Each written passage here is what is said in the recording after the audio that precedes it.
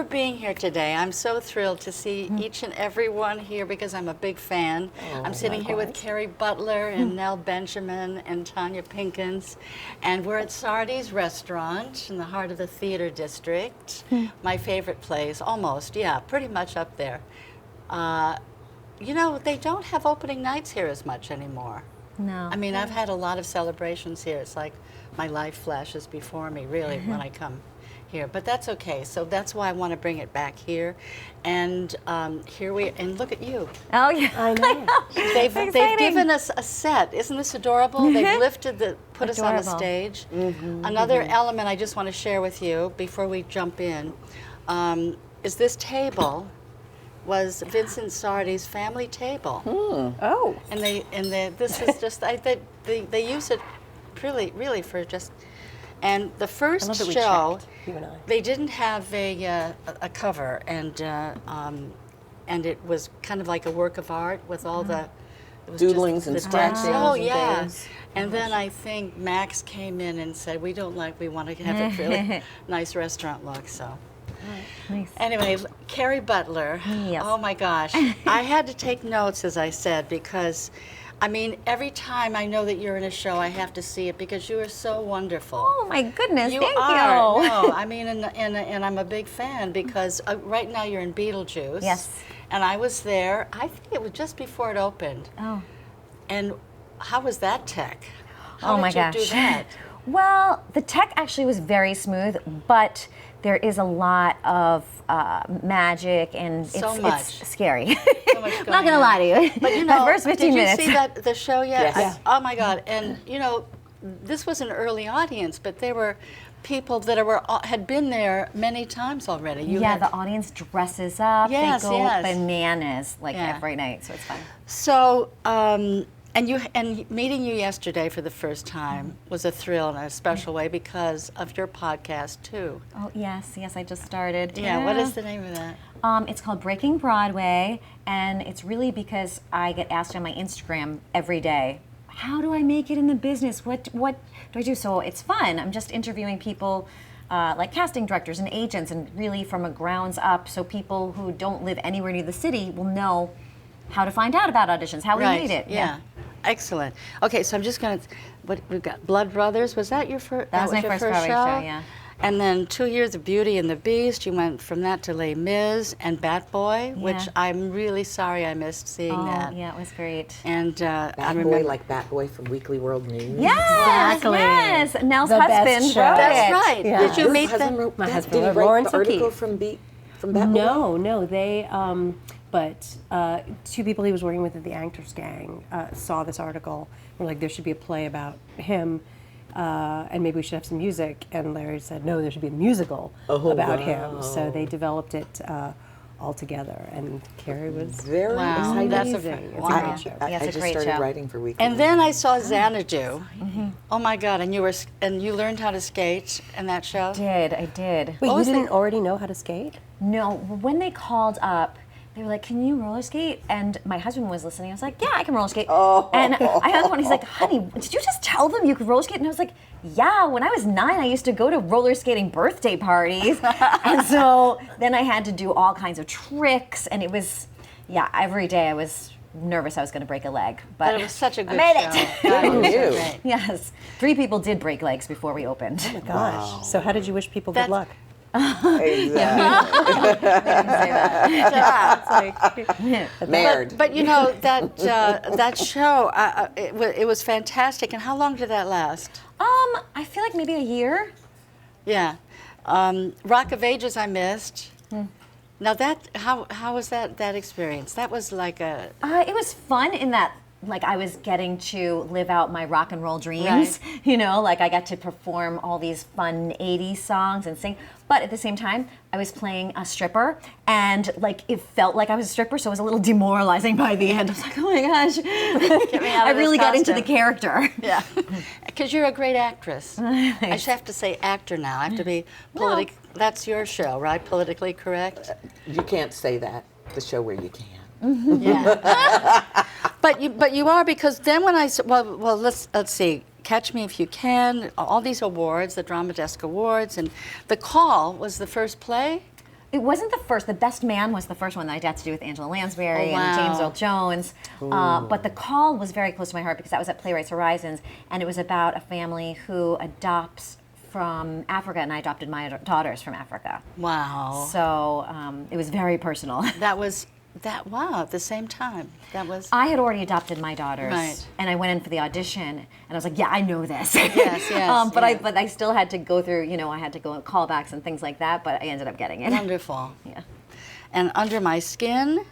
Mm-hmm. But that was I was off Broadway. Right, Yeah, right. Yes, fun. and Disaster. I was able to see that, and then flipped for Mean Girls. Oh, yeah. That was fantastic. thank you. And I didn't even know it was you, and I was No. following you, and then I went, is that Kerry? Who's that?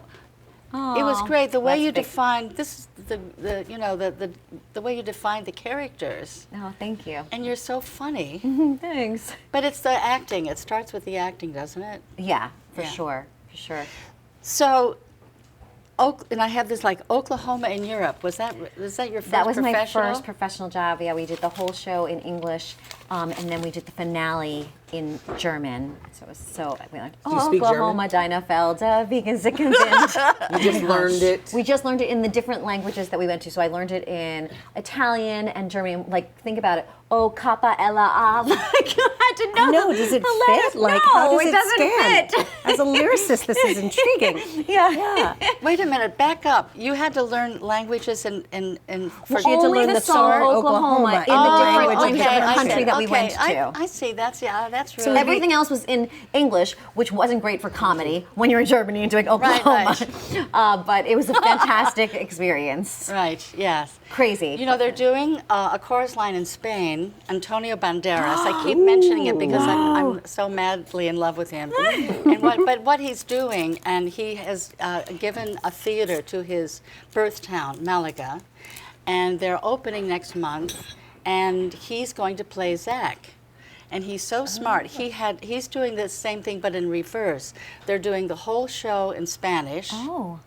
And then the finale, One? and it was his idea, is in English.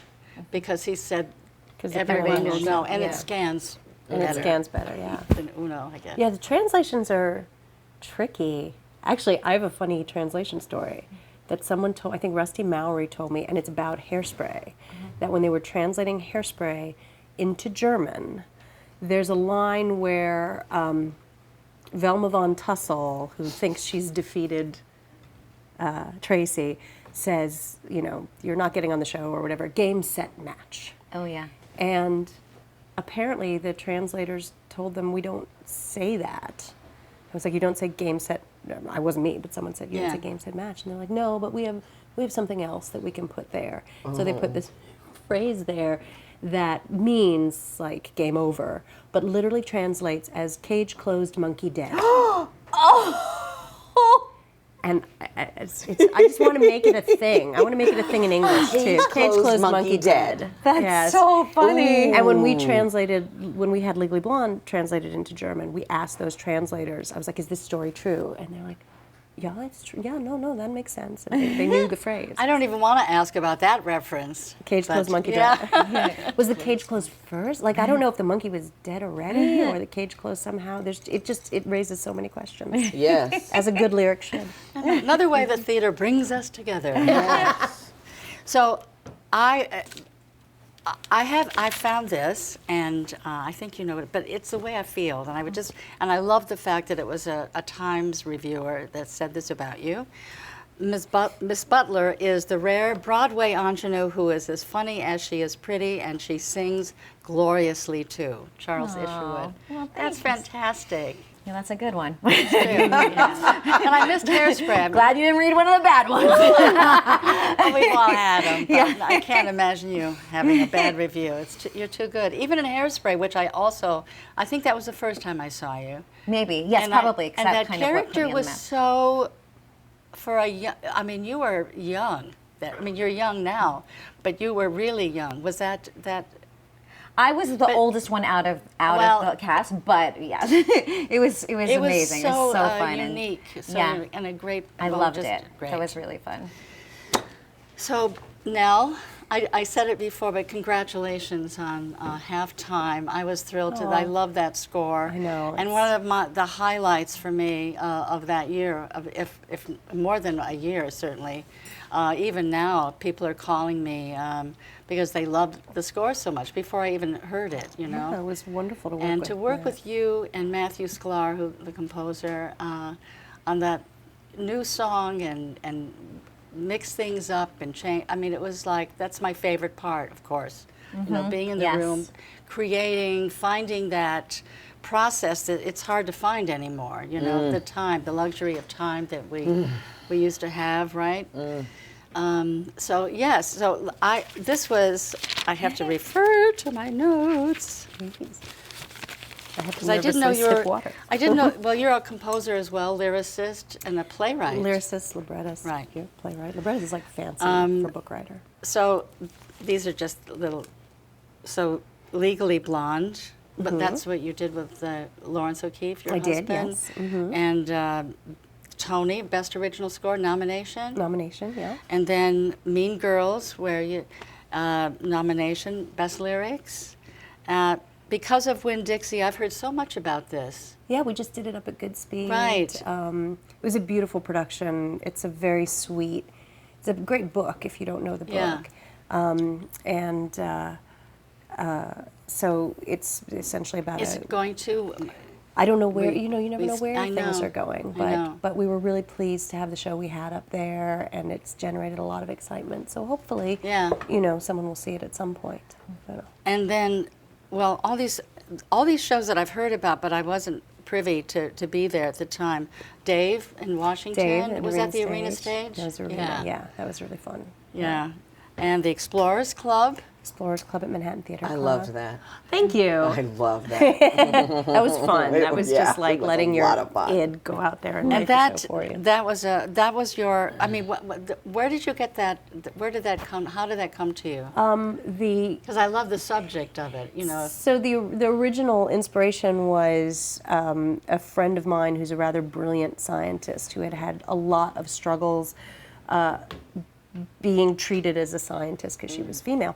And so she would tell me these crazy stories, and so that was kind of the idea. But the old boys club. Kind yeah, of the old thing boys that you- club yeah. kind of thing. So I thought if we had a literal old boys club, that would be fun. And I've always been a fan of like these crazy explorers clubs, and the idea of these sort of this period where science was mostly sort of cheerful, rich dilettantes who would go out and be like, I found this guy. And raid the tombs. Yes, exactly, and do all this sort of stuff. And they were, sort of lurching towards scientific reason, but so blinkered by their own prejudices in a lot of cases, and just upbringing and stuff like that.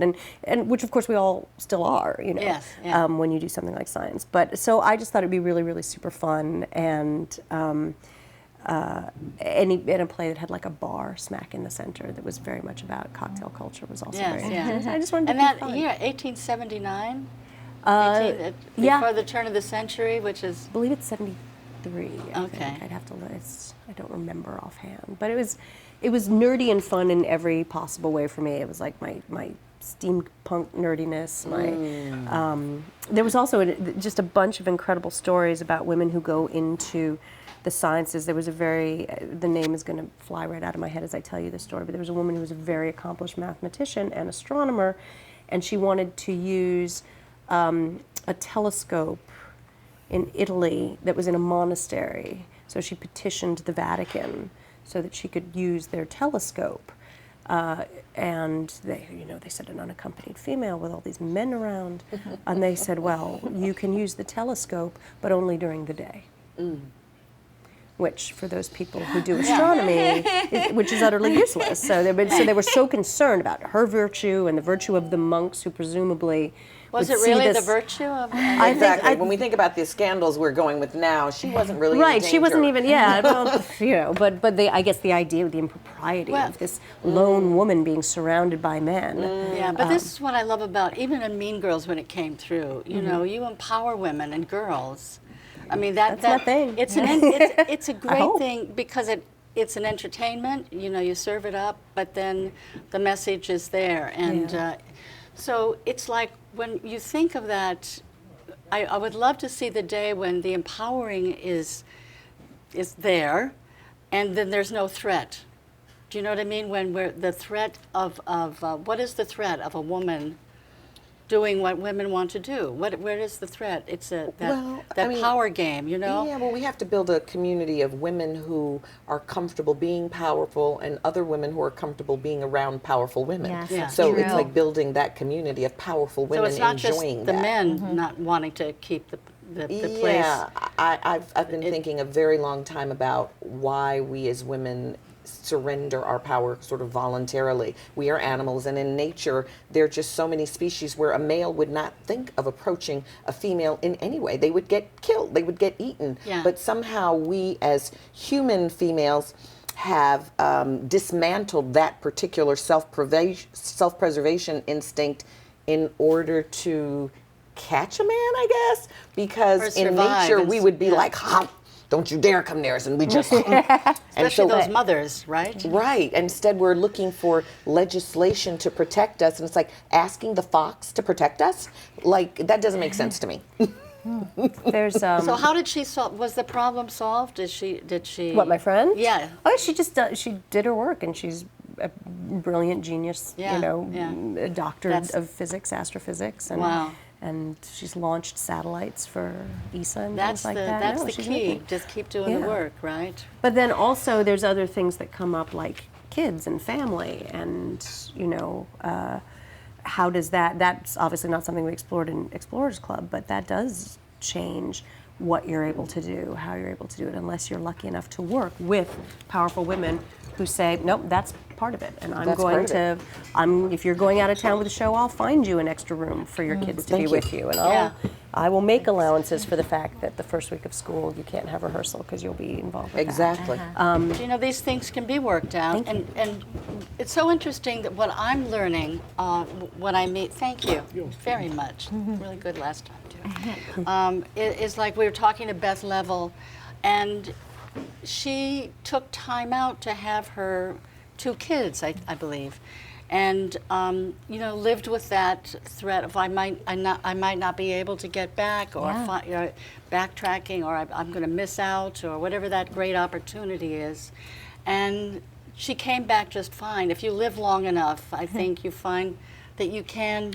And you had, I listened 4. to and some of the things you were talking about when your acting teacher said don't have. Right. My acting teacher, Bill Esper. He was great in every other way, but it's Well, he was like, great even yeah, in that. He yeah. was honest, and it was absolutely true. I was pregnant with my first son during the class, and I birthed him and came back and would carry him around in my little fanny pack while I was doing the object exercises. He like grew up in Bill's acting class, and then he grew up and took Bill's acting class. And Had Bill you was, already had a career at that point? or was this just a- career? Had I had a career? I'd been on soap operas Oh, okay, and stuff yeah, like that. So so I'd yeah. been working professionally since I was like 12.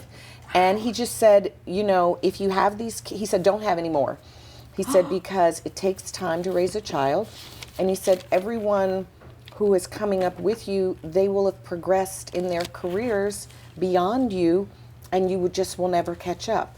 And that is absolutely true.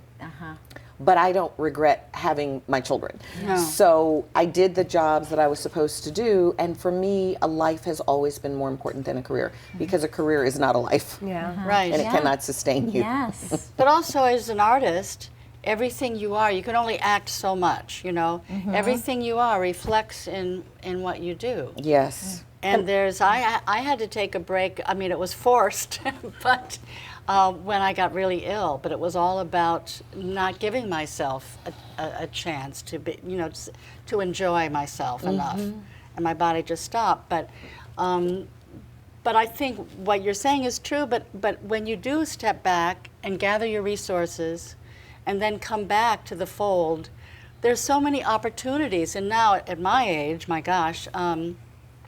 I had no idea I would be working into my 70s. Yes. But I'm glad for it. It's amazing. But you have to keep creating the demand too, you know? but life is very important. I mean, to be able to balance that out, and I was never good at, I was always struggling to survive. But anyway, enough about me, as they say. What do you think about me? Yeah. Well, I just want to cover just a couple things with Nell, because I wish I had seen this too, and this might be still touring. Sarah, Plain and Tall. Oh, is thank that, you. No, that is not still running. Okay, but that got such we good did that at response, and Dallas Theater Center, and we did that with TheaterWorks USA, which was one of the first places to actually hire me to do anything. So I'm very fond of TheaterWorks USA. oh, ta-da! edit. Sorry. That's all right.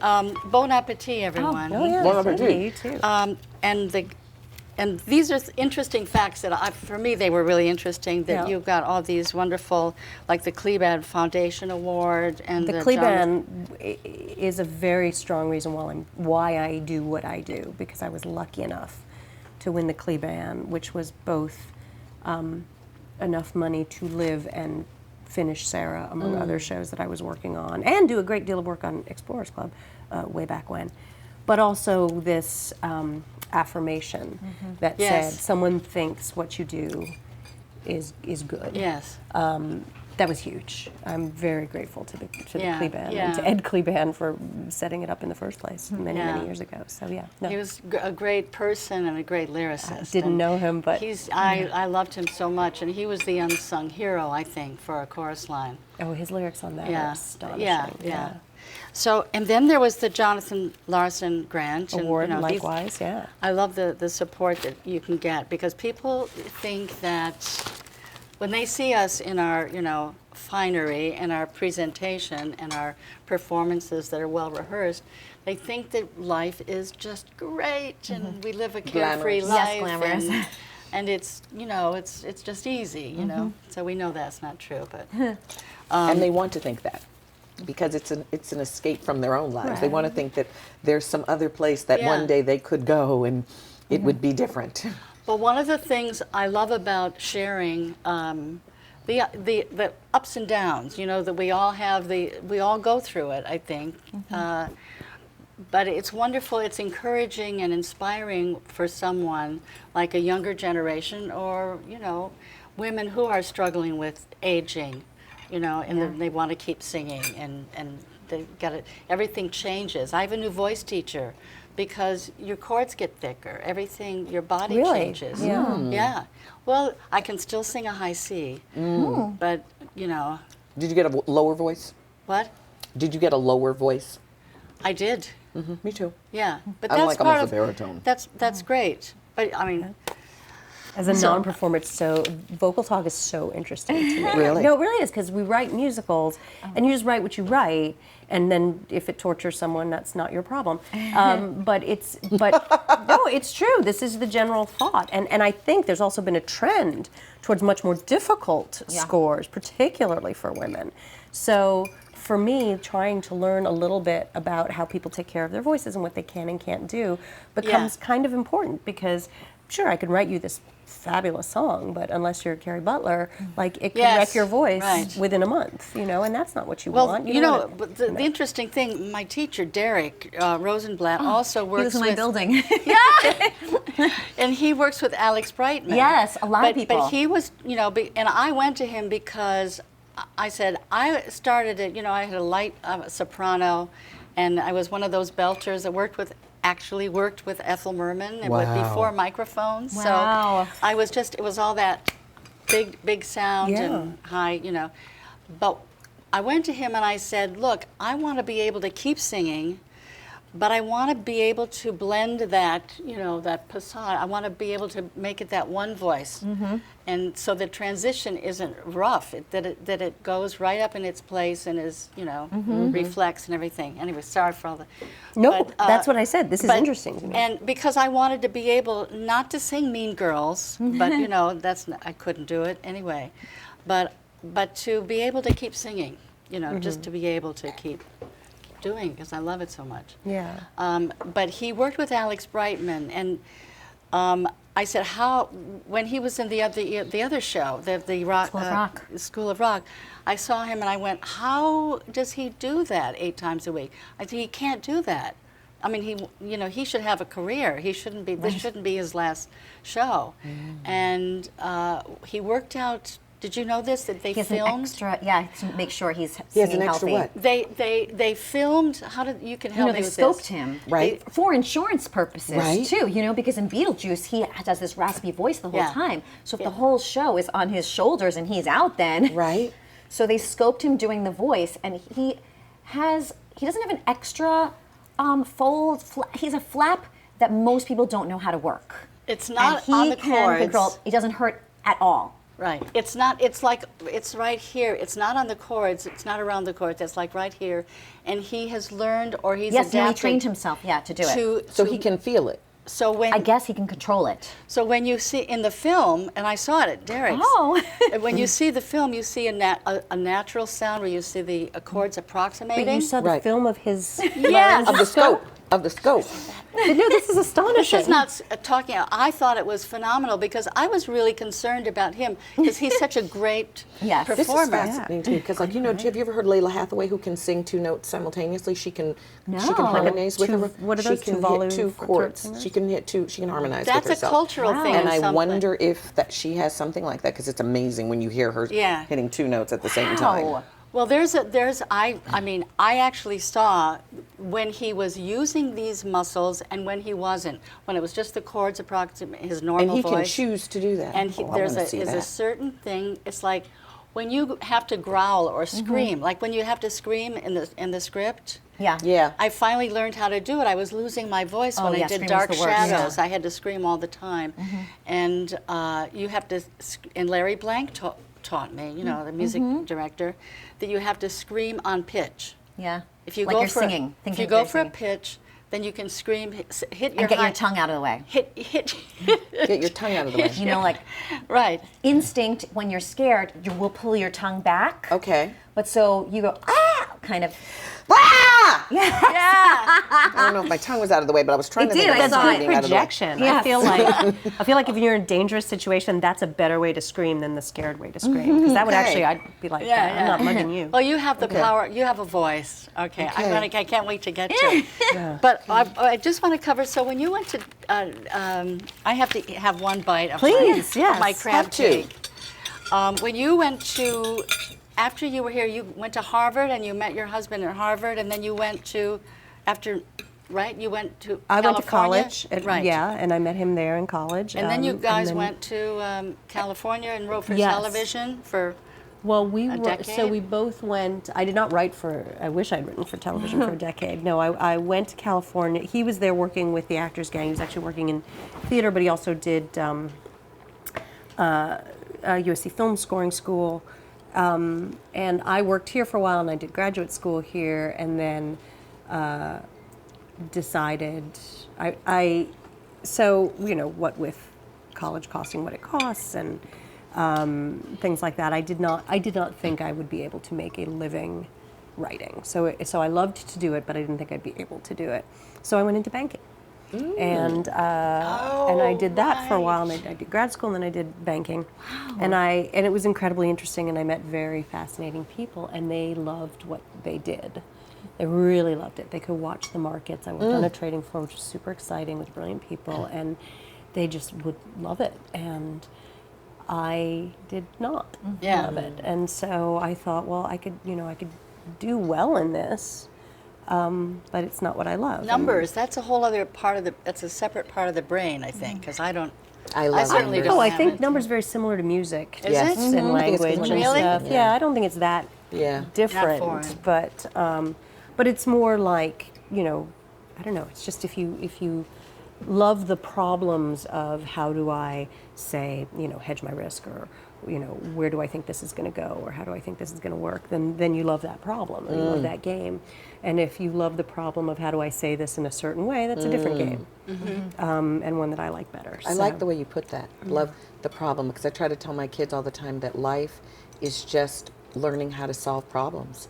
And if you want to have a really big life, you have to be willing to accept some really big problems. Yeah, that's a great thing. Yeah, and to me, the harder it is to solve, the more fun it is to work on. So when people say, you know, oh, you should do this as a musical, my first thought is, can I see it as a musical already? Is it easy? And if it's easy, I'm less tempted when someone pitches me the weirdest idea That's ever, right. and you're like, that's what I want. Because I've got one for you. Oh, yeah? Because of the challenge too, and it's like sometimes I go, what am I going to be able to give this, and what is it going to give me? What is it? The fear. It's like I've always been most successful when I've walked into the fear, Me too. walked forward. Yes, yeah. Yes. And I'm terrified a lot of the time. Yes. But it's like I don't know. It's like a modus operandi at this point. You know, I don't know how else to do it. Otherwise, I'm not interested. Agreed. I get bored or Yep. something. If there's no challenge, something that I can fail at, I'm not interested in the job. And we want to get better too, don't we? Yeah. I have to, you know, Tina Fey. I'm going to be jumping all over because I That's can't fine. wait. Jump away. I'm already in Jelly's Last Jam in my head. But how was that? With that you've worked with so many different composer writers. Mm-hmm. That's a challenge, isn't it? How do you? Well, it depends. With your my style husband, of working. it's easy because he's a genius and it's fantastic. The only downside of working with your husband is you can't come home at night and complain about the idiots at work. But he is. So that's, you know, we already have a shorthand and we I have love the same that sense of humor. you wrote about, you know, you start, because I'm curious about the words come first, the music, everybody's a little different. Everybody's different, yeah. But you start with part of the words, like the first. I start, was when- yes. I mean, for us, and in most situations actually, I start with the moment.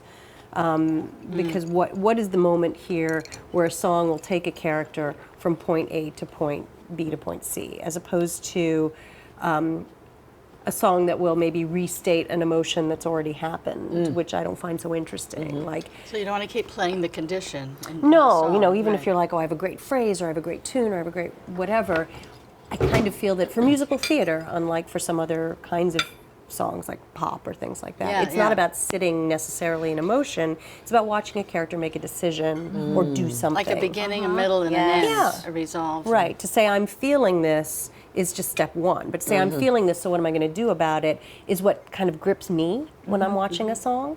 So, yeah, the moment where we say, okay, this is a big decision, this should be a song, or this is a moment where they're trying to accomplish this, so that should be a song. And then start throwing words out. And I like to hand a finished lyric to a composer. That's what I like, because I'm a crazy control freak perfectionist. So I like to make sure it's like exactly what. And you're like, fast. That if they did that, I would be fine with it. Like if they Yeah. didn't touch it. Of course, they never don't touch it, particularly my husband, who then returns it in a way that's made it better, which makes me competitive, and then I do another draft into him. So we're always kind of throwing our A game at each other. That's but nice, though. I think that makes it better. I'm excited.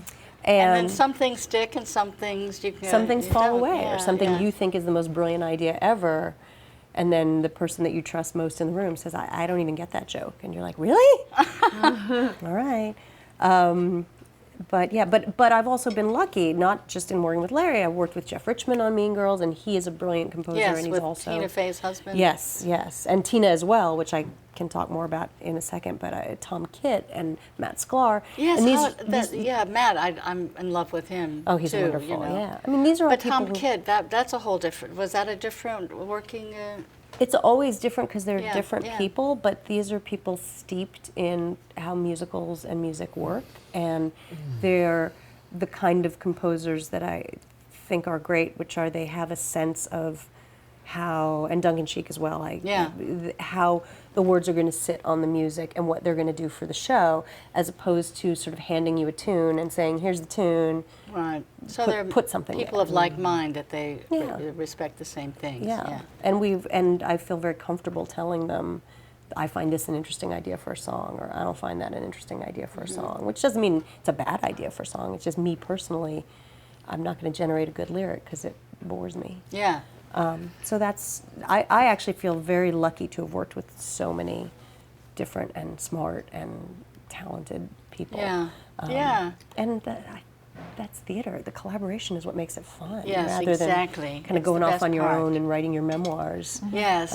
It's much more fun to be in a room with a bunch of smart, fun people and solve the problem And- than on yes. your own. And that is the best, I think. And I anyway, I have to read this quote because this jumped out at me. Oh, dear. Because it has to do with the Mean Girls, you know, the message that you give to all of your, you know, through all of your work, because you care so much about as we all do in our work, the human condition, you know, and the theater that brings us all together. And this is one of the can't read my own writing. It's very late. One of the roughest things you can do in life is stand up for someone you have no stake with, and it's the necessary courage to have. Yeah. And I said love that. that. Yeah. That just went. Oh, that's. Well, that's hard. That's what it is, right? It's maybe you have the courage to stand up for yourself, but it's Yeah.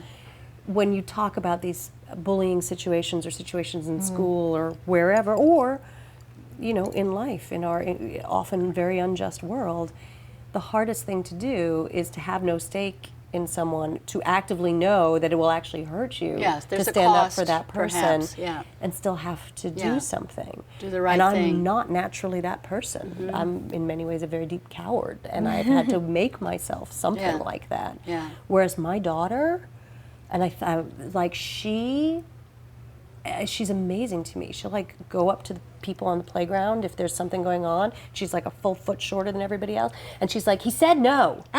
Leave him alone." And I was just like, "Where does that come from?" And That came from you. I wish, but no, you're but it also- obviously the love and support. That you don't just no. no. it comes No, it's her also- spirit. It's what her she brought into the spirit. world. All And I right. also think it's a changing time. I mean, she was raised with Mean Girls, frankly, and these are the messages that we're putting out there. And I don't know that Mean Girls made her brave, but I do think that Tina Fey and her whole being a woman in comedy world, people like her are sending the message that, like, we're going to be who we're going to be, and we're going to do it in a way that is decent and kind, and we're going to have comedy that's about making the world better, not comedy that's about sniping at people and bringing them down. We're not going to punch down.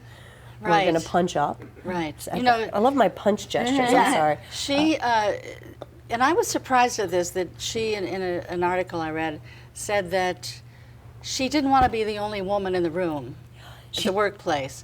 Now, I remember hearing stories. I was lucky to work with Nancy Ford and Gretchen Cryer and you and Carolyn Lee. I did some TV with her. Oh my gosh. And Dorothy Fields I never met, but I would hear, I love her lyrics, and I heard stories that she was in the day of the old boys club. She was the only woman.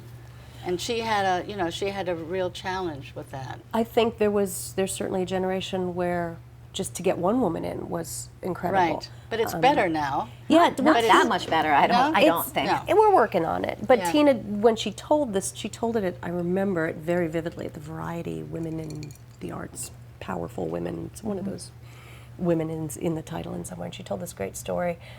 And because she's funny, she said that I would be the only woman in the room, and when I would try and hire other women, it would be like I asked to get a cappuccino machine. And they'd be like, "Oh no, we already have one of those. Like, we don't need two of those." Oh my God. And they said, and God forbid the cappuccino machine was like didn't work so well. And they'd be like, no, we tried that. Cappuccino machines don't work in this situation. She's like, I will not be the cappuccino machine. So that's the chant that when I'm lucky enough to be considered for a project, I'm like, who can I bring in with me? Yeah. Now, and that's 100% due, I think, to hearing that story from Tina, is just understanding, oh, wait, because I never thought, I'm like, it's not my responsibility to make sure other That's people. right, But it that's right. is But my it's- responsibility. Yes, So yeah. that is, At these times, anyway, I Yeah. think.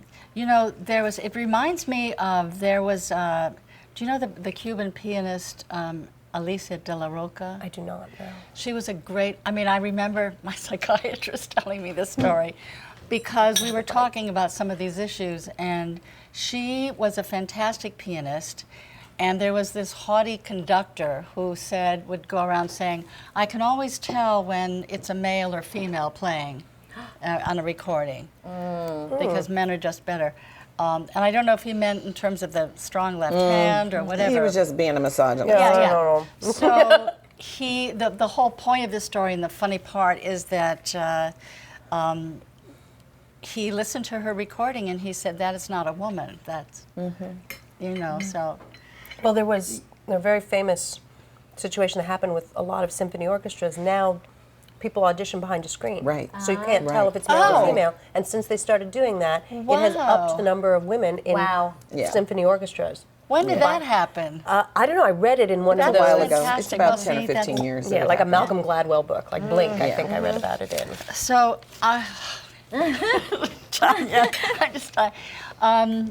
you know, everything we're talking about, I mean, you were so compelling to me to see you on stage when I first saw you, Jelly's Last I feel the Jam. same way about you. And when I saw you in everything the you chorus. are, thanks. And I would try to dance in my mirror. And last night, I had been watching because I had missed, I was out of the country, I think, when you did Caroline or Change. And I was watching all the, and you know what, performances don't always come across on film with that kind of, you know, edge and excitement and everything, but I was so moved by it. I think it was maybe the opening night or, you know, Carolina Change. You don't watch those? You don't No. Okay. I understand. I have a hard time with it, but it was so, everything I want to be in life. In other words, you know, the power of your conviction, your passion, and then and so I was reading about you and watching all these things, and all of a sudden she appears last night at Dory Berenstein's, our wonderful producers, get together for the what is it, Broadway? Broadway Podcast BroadwayPodcast.com. And you appeared, and I almost burst into tears because I had so much, you know, your performance was so fresh with me. you. So, and Jelly's Last Jam was the first. Now that was not your first show. No, Merrily We Roll Along was my first Right. Broadway show. Really? Yeah. The original one. You Yeah. were, Wow. and you're being from Chicago. You did some. You did some work with the Goodman Theater. And, My very first professional play, I was 16. I did Death and the King's Horseman, the world premiere of Wole Soyinka's play, and Gregory Mosher directed it. And I went to the Kennedy Center in my senior year. Wow. And then I booked That's Merrily We amazing. Roll Along when I was 19 over Christmas break of my freshman year at Carnegie Mellon. Because everybody was young in that production. That was the Well, whole... not really. Not really. But that was the press. That was the press. Okay. The things you learn at lunch. but then that was kind of imploding, right? That show, they had to make changes, and it started one way, and as does happen. Yeah. Yeah, you know, I was at my osteopathic homeopath the other day, and he was explaining to me the history of those two forms of medicine, and he used this word in a way I'd never been used before, which was that it was clairvoyant. And I was like, oh, that's what I am. I am clairvoyant. And so I remember getting that show, and it wasn't going to start for a year before I went to college, and I didn't ever think that people were like, oh, you're going to be a star, and the show's going to sit, and I was like, we'll see.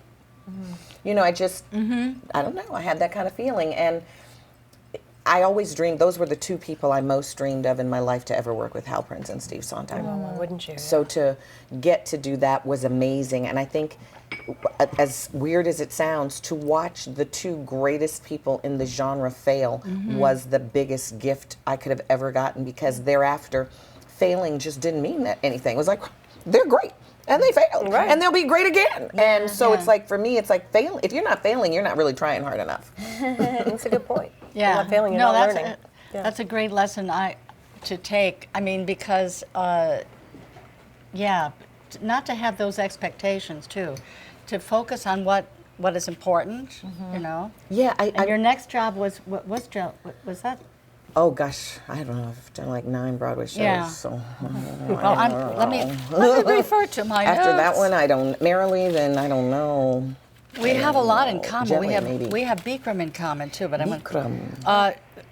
Yes, the Caucasian Chalk Circle. Was that the first time you worked with George No. C. Wolfe? I met George C. Wolfe when I was on the soap opera. I think it was on As the World Turns, and a friend of mine, Keisha Bostic, said, "You must meet this man. He's so brilliant." And he was in the NYU musical theater program. Oh my gosh. So I met him, and I read what would become the Colored Museum, and it was just the most extraordinary writing I'd ever read, and invited him to write my nightclub act at what was then Sweetwater's on Amsterdam Avenue. And so he wrote this nightclub act for me, and it was fantastic. But what it wasn't to me was it wasn't Colored Museum. These crazy characters who were prescient, and so I thanked him for making this thing, but I was trying to say, I wish I had some of those crazy characters, and however I explained that to him, he heard it as me attacking his writing, and he didn't come see the show, and he didn't speak to me for the next 7 years, during which he became the George C. Wolfe, my and I couldn't even get an audition for anything he had done. Oh my Lord. So that But you you bring were up both Caucasian drawn to Chalk each Circle. other, obviously. I've worked with him Yeah. more than anyone in my career, and there's just nobody more thrilling to work with as Yeah. an artist. He's also clairvoyant and brilliant and funny, and once you've worked with him, he spoiled you for life. I just Is want to it work not with as- him so sorry. much. I just want to work, Yeah, and, you and do. I hope I do. You but do. I have to tell you a funny story. When my dear friend Tommy Walsh, he was directing me in a show that I put together, and this is when George first got to the Public Theater, and I had a meeting set up, and I was really excited but very nervous because I didn't know if I would fit into what he was trying to do there. And as it turned out, I was right about that. But we get in the office, you know how those meetings are. It's really hard for me to talk about what I'm, what do they call it? Give a good Pitch. meeting. Yeah, Yeah. pitch. Not it. But I sat there, and Tommy was great with me, and George is sitting there like this, and he goes, "You don't remember me, do you?" Yeah, and that was I just went, oh my God. I've been in my little ego bubble too long. I've worked with him? No, I haven't worked with him. And I said, gee, George, I don't know. I remind me. And I'm just like falling apart. And he said, I was an apprentice at Williamstown when you were doing Three Penny Opera with Raul Julia. And I went, an apprentice? First of all, There's so many. there's so many. And no, I didn't remember him. And he, because they would do everything. They would sleep in a Yeah. house together. They would paint the sets. They would Yeah. build the sets. And then they had them as extras. They wear these big monk, brown sacks on their head. And but I thought but he had fun with that. But it was was it a sort of like a pleasant joke to put you here, or was it a power move to sort of put you not at ease? Is my No, I question. just think he was having fun Yeah. with it, No, it wasn't to put me at ease. No, I don't think. But I It's just really, sort of, it's sort of funny that in an industry that's dedicated to communication, there are so many miscommunications Yeah. off stage. It's just very. but interesting. I have such respect for him and admire, what he does. Yeah, I He's just a wouldn't great have my director. career if it weren't but, for him. But amazing. what I love is that Jelly's Last Jam, which was a phenomenal show with a phenomenal cast, and that was your Tony Award-winning performance, and the what you went through. It's like you've talked about it before, but to have that, was that a fear?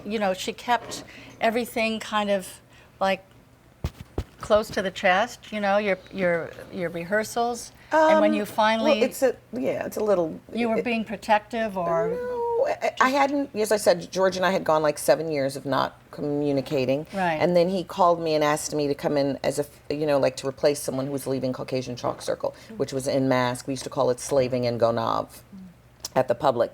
And in the middle of that rehearsal, one day he asked me to come over to Susan Birkenhead's house and to read a couple scenes. And all I was given was a couple of scenes, and they were scenes that read like ba-dum-bum, ba-dum-bum, ba-dum-bum. You can read the comedy on a thing. So I went in, I read the scenes, and I got the ba-dum-bums.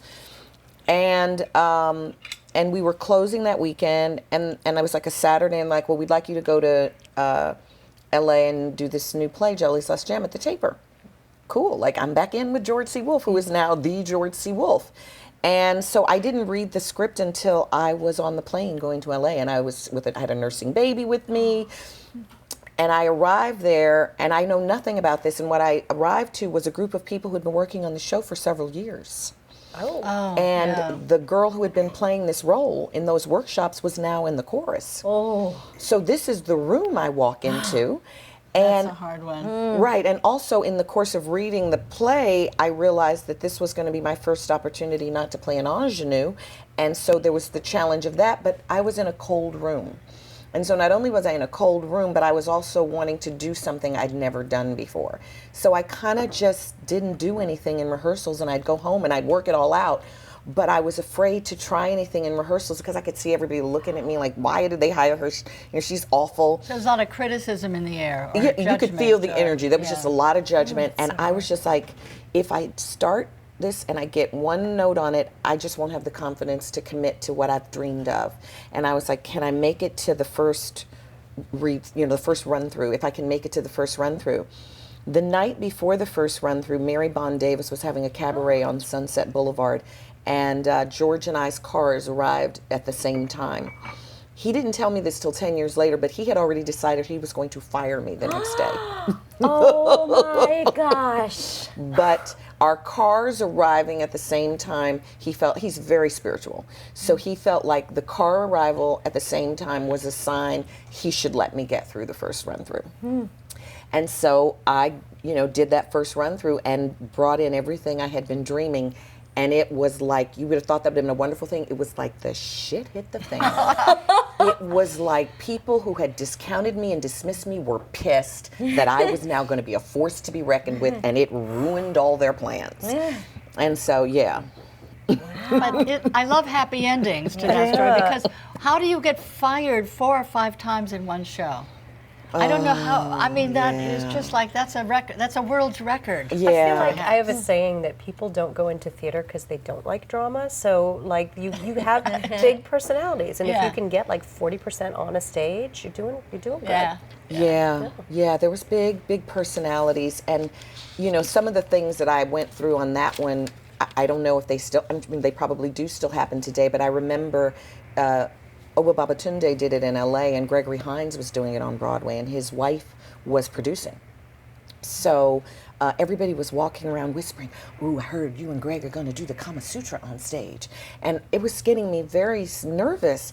And I asked one of the men who was an old friend of mine if he would be sure to be in the room with me, because I was just nervous about doing this bedroom scene with him.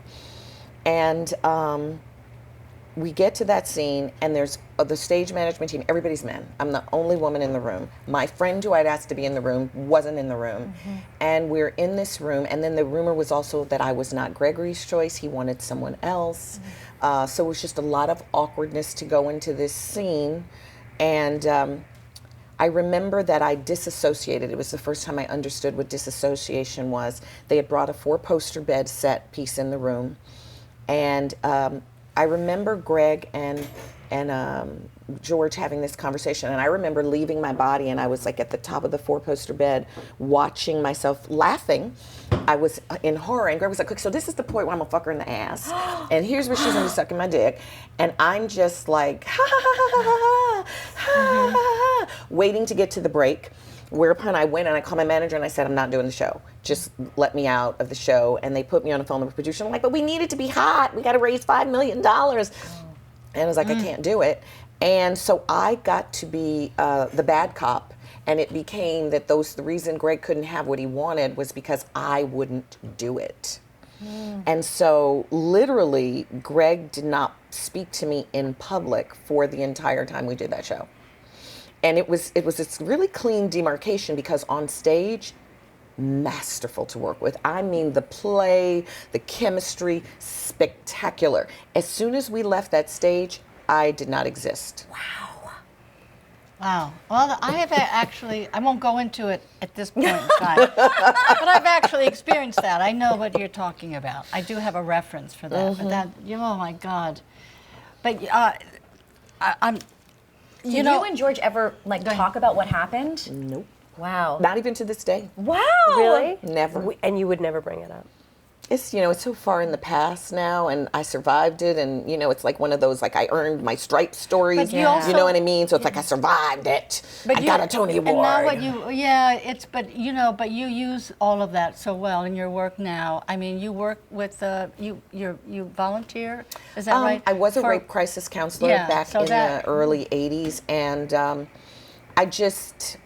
right now I'm in the midst of, I have a show that opened last night called Truth and Reconciliation of Women, which was it was the most exciting thing. Like, it was as good as winning a Tony. I didn't want to go to sleep after last night because I dreamed this up, and I asked a lot of playwrights and songwriters to write plays by and about women and the way women oppress one another, and then for them to play God and model how that would be healed. So I have over 20 plays, and we're doing like 7 of them at the Tank with songs. Amanda Green and Shayna Talbot wrote this crazy song that ends the evening. And so I'm interested in women empowering each other. And last night, is it going to, are we going to Yeah, tonight again. I'm like, I can't wait. It's all this weekend. Congratulations. So that is my passion. I host women's circles, and I'm interested in rebuilding the sacred feminine power that has been sublimated and lost. And so I do a lot of work around the world about women's power. All these other, Michael John LaCusa is another spiritual person. Is he? He has, do you know him? I did.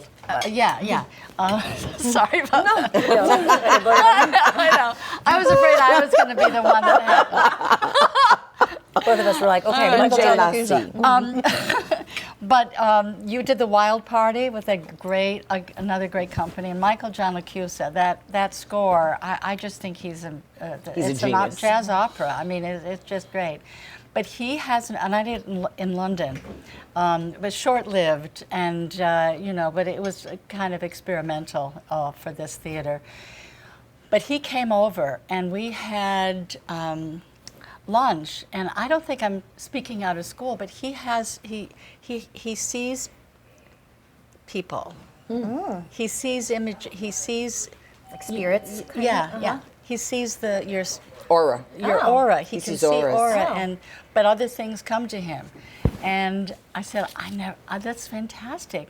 He said, I don't, bring it out a lot because it scares people. Yeah. It just, they don't.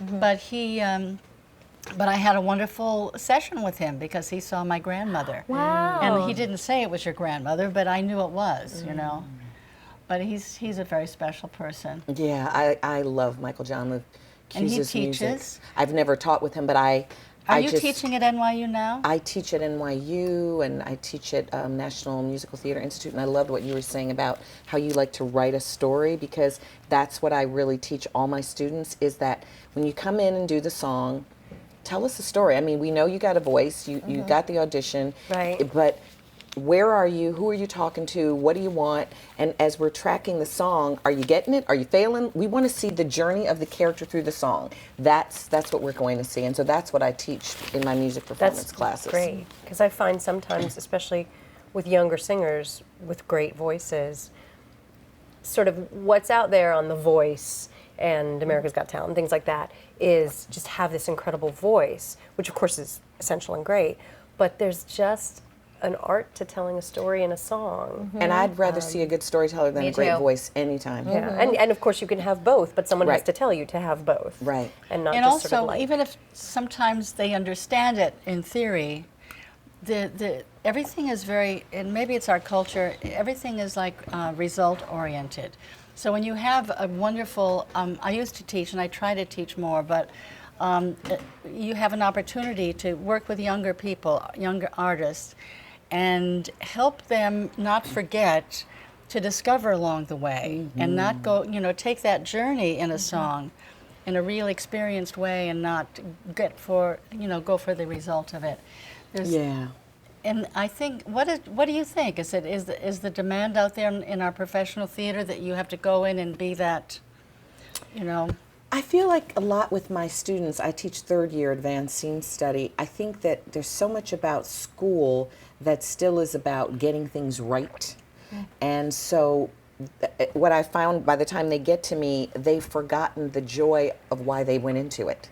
And so what I try to do in the class is I'm like, no, just bring in what excites you. And it takes them almost a month to realize that I honestly mean that. that I'm not looking, there's no right way. Like, I don't believe there's a right way. There's just your way.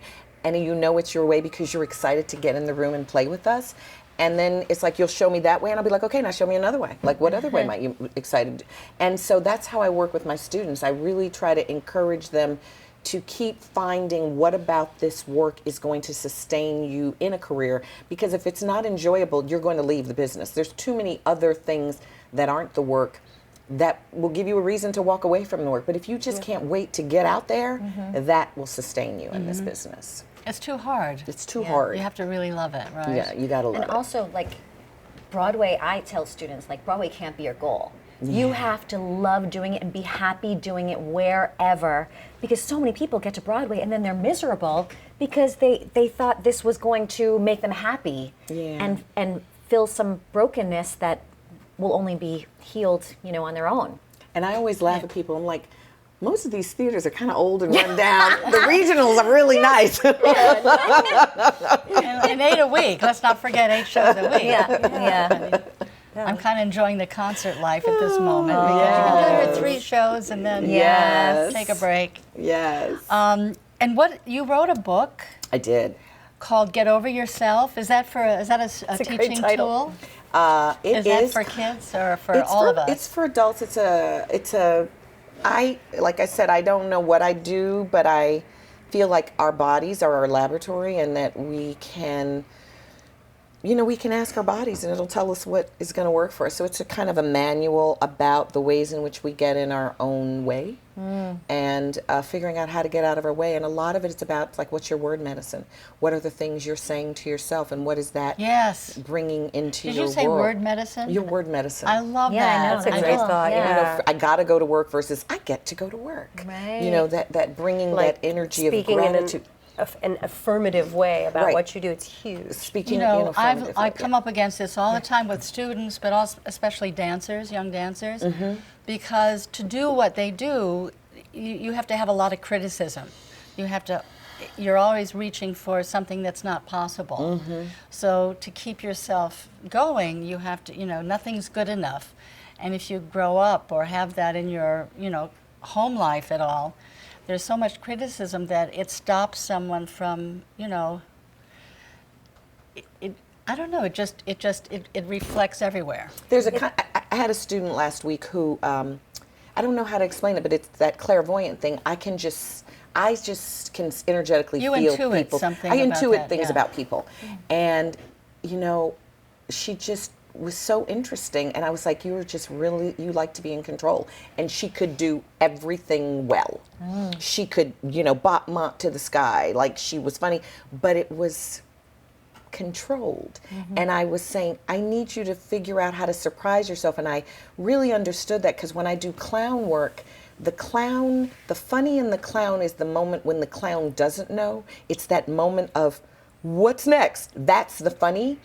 And my control freak had learned to make that adjustment so fast that you never got to see that in me. Which meant I couldn't be funny because I wasn't allowing myself to be in the moment where I didn't know. Where you're at a loss. Exactly. And that's Which is why you go see a clown. Exactly. And so I had to work to let this defense that saved my life go in order to progress in my clown work. So it's a little love you toss in there. Yeah. A little acceptance. It's right? such a vulnerable and intimate business that you really want to bring positivity into the room, and you want to be with people who bring positivity in the room. And there's so many little ways that you don't. Like, certainly when you're around a writer's table, like, remember how I said I like to solve the problems. So sometimes I approach an idea or pitch like it's a problem. So I'm going to say, well, what if we did this in Act 2? And my first brain reaction is, okay, what's that going to mess up about Act 1, and how am I going to change this? And what I realized about myself very late in life was that was the energy I then put to the person who had just pitched that to me. That I would be like, okay, well, what's going to be wrong with that, and what's going to be, so I was just saying no, basically. When what I meant to say, was just, or what you should say is, yes, what a good idea. Thank you for pitching it. Thank you for being comfortable for pitching it. Now let's figure it out together. Now, I want to riff on that. Please. Because I also, at this point in my life, have given myself the name I am Coyote Medicine. And I feel like I have a thing that you talk about that I do the same thing. I see the big picture. So I'm in the room, I love this collaboration, and everybody puts everything together, and I can see all the holes. So like for me, I always want to see my understudy, because if they're really good, I've got tunnel vision creating it. They see everything I'm doing, they can steal all that, but they see what I don't see because I'm in the tunnel. So then I go see them, I got my stuff, I got their stuff. One of the show-stopping moments I had in Play On came from seeing my understudy. She did something, I went up to her, I said, that was fabulous. I'm stealing it, watch what I do with it tonight. It became a stop the show moment. Wow. So I feel like this thing you're talking about is the same thing I'm talking about. Once I see all the ideas everybody does, I see the holes. And so I feel like that is a very good energy to bring. It's the turtle energy, it's the coyote energy that's just like adding to it. For me, like when someone goes, that's really good, I go, praise sandwich, you're about to give me a criticism. So like you're saying, that's what you do? Like That's for me, the I'm like, no. honey, and now comes Yeah, the I like the direct. I don't know. I feel like the first, when someone brings something out of themselves and offers it up as a writer, I just smacked my microphone. When someone brings something out and offers it up in the room, that's a really vulnerable moment, and they deserve a little respect for even having the courage to do that. And I didn't mean to not give them respect. Actually, I respect somebody when I start picking apart their idea because I'm actually engaging with Yes, them. absolutely. But it doesn't feel that way to the other person. And guess what? We're in a business of collaboration, Yeah. and you should care about the other person's feelings, and you should treat That's them with dignity great. and But respect. it's part of it. It's hard not to be reactive sometimes. I Very have to watch myself Yes. all the time. And also what I think you're talking about is, it's right. It's like the one arm's length. When you're in it, I believe, for me, I need a director, because I can't, at a Right, certain can't see. point in time, I can't tell. But when you're able to stand back in that situation and see your understudy, it's like being able to be objective in spite of yourself, you know?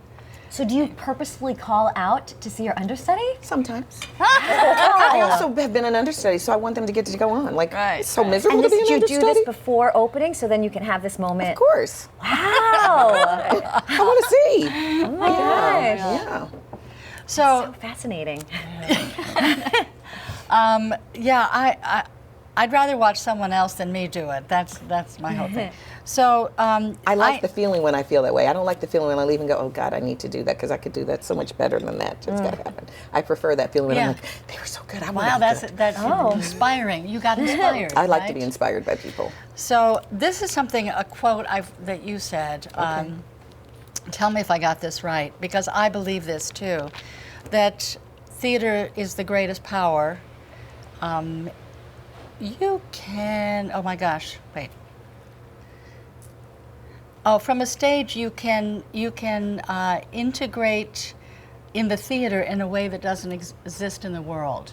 You can integrate in terms of you can be the community reflecting. But explain that a So little that bit. quote is actually from my Truth and Reconciliation plays. I'm really fascinated by neuroscience and the fact that they know that the brain does not show us the world as it is. It shows us a prediction of the world based on the files that we have. And the only way to change the brain, which is the amygdala, which is where all our emotions are, is through an experience. Like the amygdala does not shift except in response to an experience. And so in creating these plays, I feel like when you're in the theater, it's the only form of entertainment where you're actually having an experience with people. So putting people of different cultures, different generations together, I feel like the audience has an experience of something that then becomes a file in their mind. So when they get in a situation, they actually have a new file and a new prediction of how that might go. So that's what I'm trying to do with the Truth and Reconciliation plays. Fantastic. It's great. And it changes people's lives. I hope so. Like very quickly. I hope so. You have an experience. You have an experience. Yeah. If you put it out there, it can be real, right? Yeah, So well, if you yeah. put your ideal out there, I think about it with Sesame Street. Oh, I love Sesame Well, you know, if you put lessons of like Yeah. kindness and stuff like that out there, that becomes part of the culture, and people, I don't know, it just gets into your brain, as you said. It gives you a file, and you say, if I'm in this situation, maybe I should behave a little more like Grover and a little less like a complete jerk. Yeah. Right. So, like all of these plays we have, they're women in different situations, and in each one, they figure out a way to work it out. You know, and so I feel like we're modeling that for an audience, that they might have a situation in their life that they couldn't see a path to or working it out, and they do in this. And that's so different than most theaters. We really like to put the problem, because it's exciting. We love to play the problem. And these plays have the problems, but I was really interested in the solutions as well. Yeah. That's what I asked my writers for. Fantastic. Well, that matches up with you said something else. I have the worst writing. For my third act, for the rest of my life, I think you said, I speak my truth and do whatever I can as an artist for the evolution of social justice. I said that? It's beautiful. Big words there, Tonya. I think that, with or without me, the whole universe is evolving towards higher levels of good. And so I want to, as much as possible, hold that as a truth, so that that's my contribution, that I'm holding the sacred space and the energy for everything to be good and evolving towards higher and higher levels of completion. Yeah. That's, and sometimes that's telling someone that something doesn't work. Yeah. All right. Because dissatisfaction is the seed of evolution. When we're dissatisfied with something, we want something better, and so we Well, we to make me, to it's make like it better. you keep your integrity. You. I do. Whatever the cost might be there, but you make strides. Because we only have ourselves, and the only thing we can fix is ourselves. So Right. that's the thing I try to tell my students. Like Bill Esper said, if you go into an audition and you did that thing that turned you on, and they didn't hire you, be grateful, because they didn't appreciate it, and they were going to make you miserable trying to get you to do something else. That's a great way to look at it. Good way to look at it. Because we don't know why we get hired sometimes Yeah. or why we don't get it. Yeah. So can I jump over? Thank you for. I mean that is you. One of my questions. I had all these questions, but I don't need them obviously. What interests me, and I hope other people listening or watching would. How we do what we do. What sparked the attraction? I mean, some people are 3 years old when they start working professionally. Really? Well, my mom put me into commercials, but then she wanted me to have a normal childhood, so I stopped. Yeah, for 4 years. And then I saw Annie, and I begged her to let me do it again, and so yeah, I've been doing it since But then. that was how did you say to yourself, I want to be an actress? Where did that come from? I just knew when I saw Annie. I just knew. Oh, but when you were 3. No, my mom did that. Oh, okay. Yeah, that was just to get money for college. Oh, okay. So nine-year-old me was when I decided this was what I wanted to do and didn't want to do anything else. Right. After Annie. And I just worked certainly with there have Annie been- this you past did? weekend. Yeah. Which one? Andrea McCardle. Oh, well, listen to her So a that lot was growing so up. that, right. And then. And what- I feel like we probably all had times where we've been like, "That's it. I'm done. I'm going to go be a social worker." Yeah, And- definitely. But then, I think it's important to constantly surrender, because then that's when it comes back to you, and you're not like this desperate person. You're like, okay, well, I guess I'm meant to do this for a little bit longer. Yeah. I used to quit every year in my mind. I would honestly say to myself, and I was here alone trying to prove myself to my parents because I, ran away, and I had to show them that I could take care of myself, and they weren't going to be there. They didn't want me to be doing this. Wow. But I went, I have no personality for this business, and every year it was so hard, and I thought I have to find something else to do, but nothing else mattered as much. I mean, so I went to therapy, and then I was fine. Not really. So I'm going to talk a little bit as we're winding down. Oh my gosh, I'm so stimulated by this talk. I want to go out and do wonderful things. What is your podcast about? You're doing all the plays again tonight. Are we going to be able to see it? More of it? Come Yeah? tonight. Come tonight. We're definitely videoing these, and hopefully they'll broadcast somewhere or stream somewhere, because I said I've got 20-some plays, and I probably ask you to write something for me. Please do.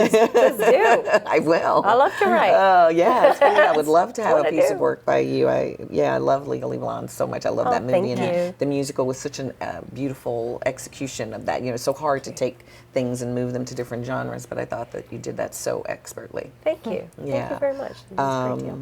Yeah, but you asked me a question. I don't remember what Your it was. Yeah, but I'm podcast. just. My podcast. Yeah.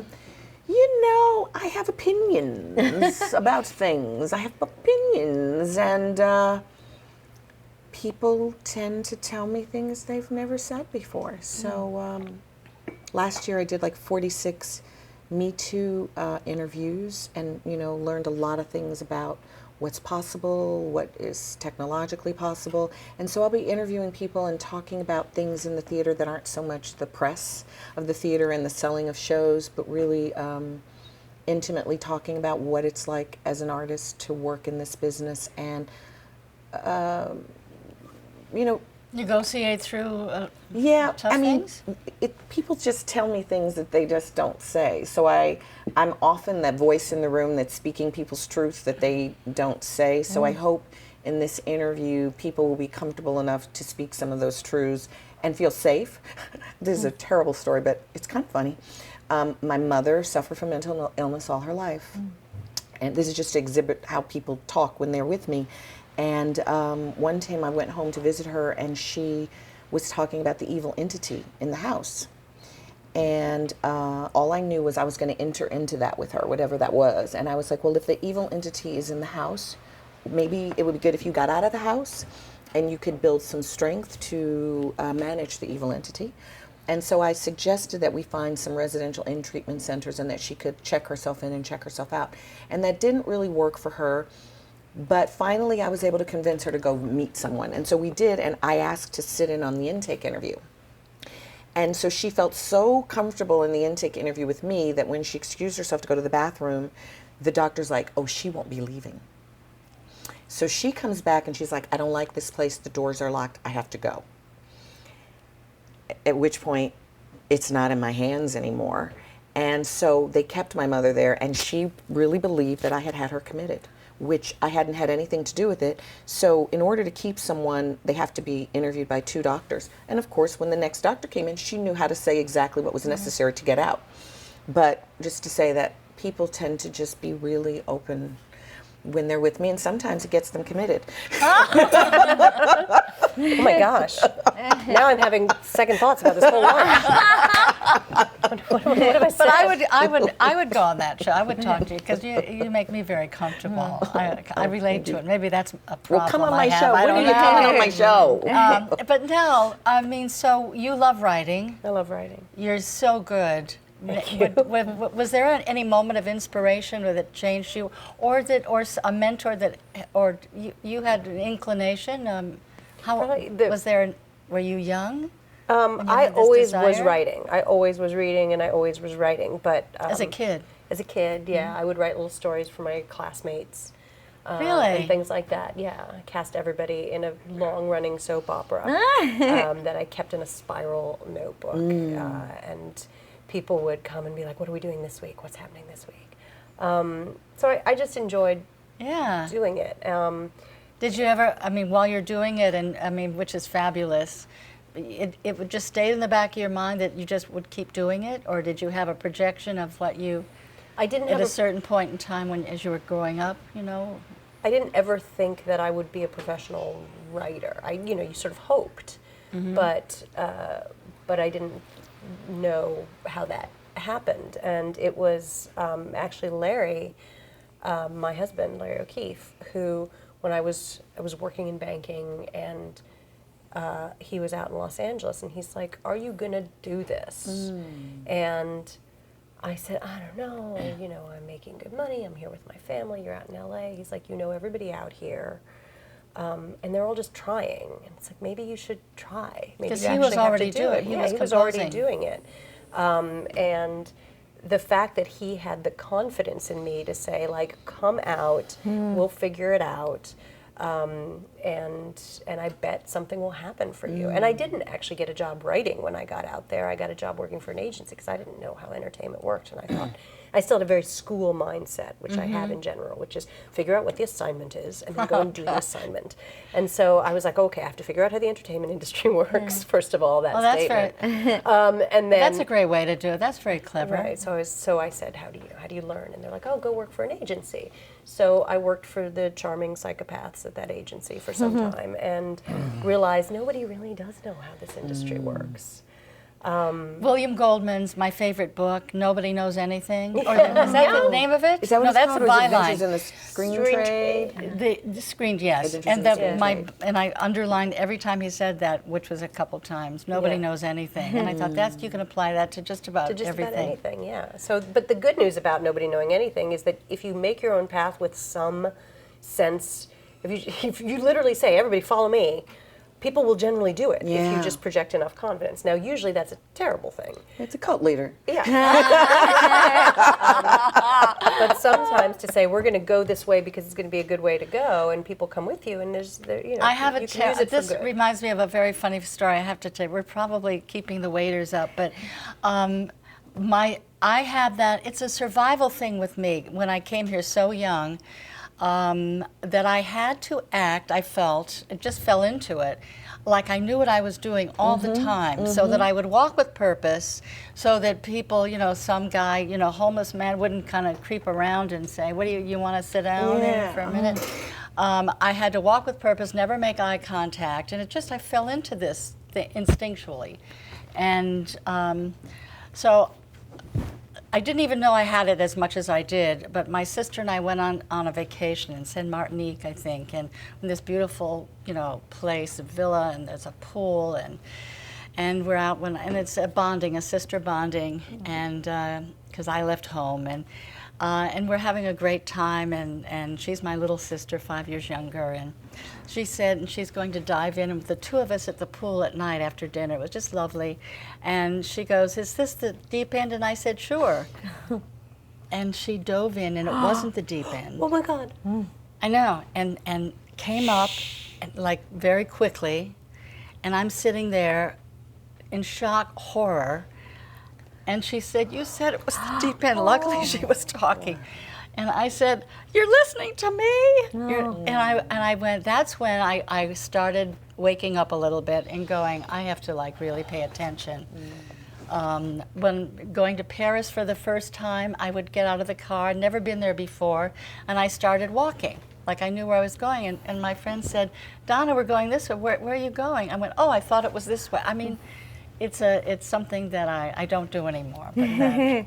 Yeah, but it protected you. It protected you for a long time. Yeah. Move with purpose regardless of where you're going. That's right. I wanted to jump on your writing story because I did that as a kid. I used to write when I was I wrote my first novel when I was 6.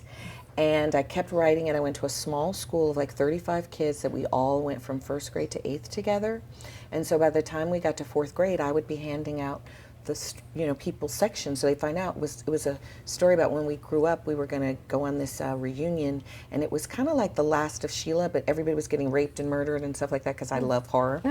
And my 4th grade teacher saw somebody with it, and she collected all of the pieces, and it was something I'd hunted and pecked on a typewriter, so there was only one copy in existence, and she stood up in front of the class and she ripped it to shreds and threw it in one of those big gray garbage cans, and I then went home and destroyed all my paintings, all my art. I destroyed that hurts my everything heart. that I had done creatively, and it's taken a lifetime to Yeah. get back to trusting my writing. That's again, affirmation is such a small thing to put out there, but it has such a big impact. My husband saying, I think you can make it. Yeah. What did that cost him? 2 seconds of his time, and it changed my life. It really Support, and that's what I meant about when someone throws an idea out, trying not to automatically look at them and be like, well, what's the problem with your idea? To be like, okay. Even if you think it's the worst idea ever, and be like, how is it not the worst idea ever? Yeah. Because it might not be. Right. And certainly it will mean a lot to that person if you engage. Yeah. I just feel like if a small effort yields a big reward, Yes. make it.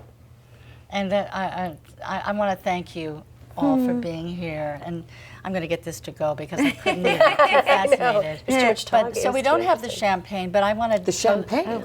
we have water, but it's we're not superstitious, are we? I just want to do a toast and say thank you for coming. And Thank you. here's to us, onward and upward. Thank you. Thank you. Thank you. Yes. Cheers. Look in the Gold eyes. Chin, Yeah. chin. Look in the eyes. Look in the Look in the eyes. eyes.